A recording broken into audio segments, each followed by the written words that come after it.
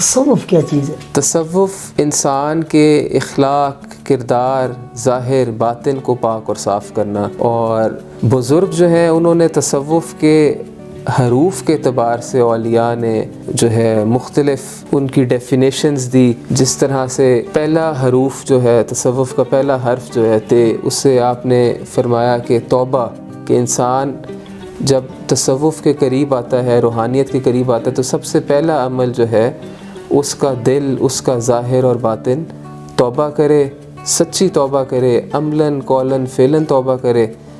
پھر سوات سے توبہ کے بعد جب رب کریم سے توبہ مانگ لی تو پھر صفائی کا پروسیس شروع ہوتا ہے. یعنی اپنے دل کو، اپنے دماغ کو روشن کریں، صاف کریں.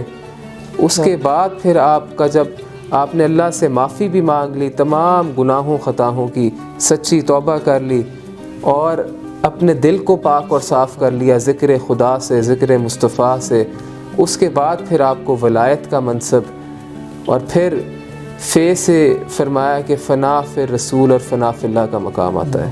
کہ جب انسان ہر وہ عمل اللہ کی رضا کی خاطر کرتا ہے، اور وہ جو صوفی ہوتا ہے پھر اس کا اگر کسی سے ناراض ہونا بھی ہے تو وہ ناراض بھی اللہ کی وجہ سے ہوتا ہے، کسی سے راضی بھی ہوتا ہے تو اللہ کی وجہ سے. ناراض اس طرح سے اگر کوئی شخص اللہ پاک کی نافرمانی کرے، شریعت کی نافرمانی کرے تو اسے سمجھانا، اسے ڈانٹنا، اسے غصہ کرنا.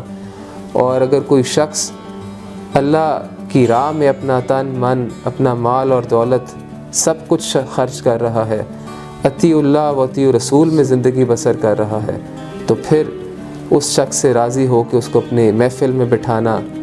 تو یہ صوفیاء کا ایک خاص کردار ہے پاکستان میں بھی اور پوری دنیا میں لوگوں کو مسلمان کرنے کا. کیا ہوا؟